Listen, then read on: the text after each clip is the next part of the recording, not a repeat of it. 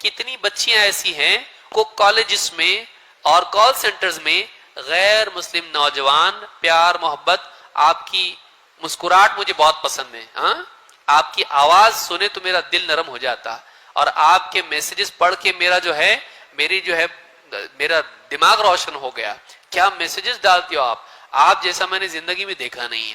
یہ بیچاری اس کو کبھی گھر میں تعریف سننے ملی نہیں، ماں باپ وہی ہے، برتن دھوئی، چٹائی اٹھا کے رکھی، دسترخوان اٹھا کے رکھی، یہی گھر میں سنتی رہی۔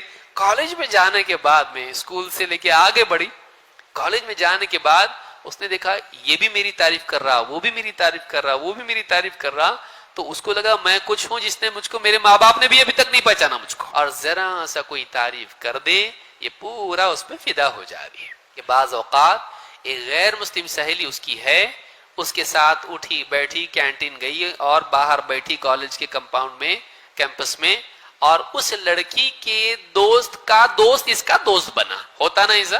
ہاں، اس کی سہیلی غیر مسلم، اس کا سہیلا وہ بھی غیر مسلم، اس کا ایک دوست ہے، اب یہ دونوں تو بزی ہیں، وہ فری ہیں، ان بھی لے کے آیا، اکیلا تھوڑی آتا انہیں اپنے ساتھ ایک دوست کو لے کے آیا، وہ لوگ آپس میں مستی مذاق کر رہے ہیں، وہ اس کے ساتھ بیٹھ کے، اور آپ کا نام کیا ہے؟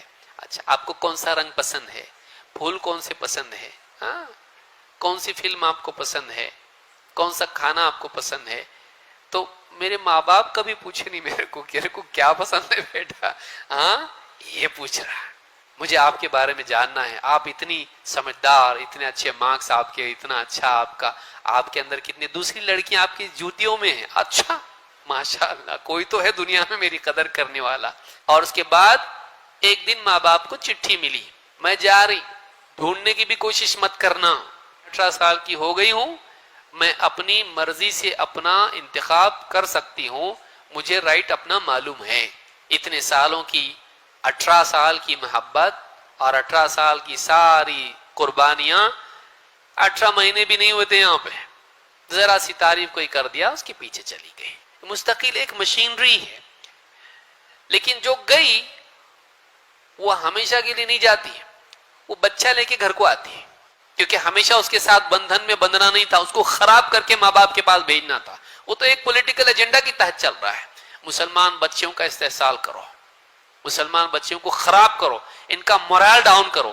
ایک فیملی میں ایسی بچی اگر ہے، اس کا بھائی، اس کا باپ، اس کی ماں بستی میں سر جھکا کے چلتے ہیں۔ ماں باپ کی جہالت کیا ہے؟ میری بچی پڑھ رہی،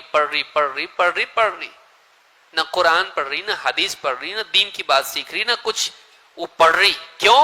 بیٹی پڑھاؤ بیٹی بچاؤ، بیٹی پڑھاؤ بیٹی بچاؤ، بیٹی بچاؤ زیادہ امپورٹنٹ ہے۔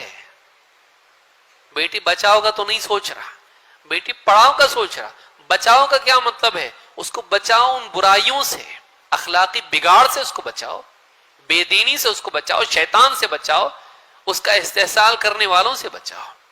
بہت ساری بچیاں بتاتی بھی نہیں ماں باپ کو کہ کیا ہوا اس کے ساتھ، کہ اس کی زندگی خراب ہو جائے گی۔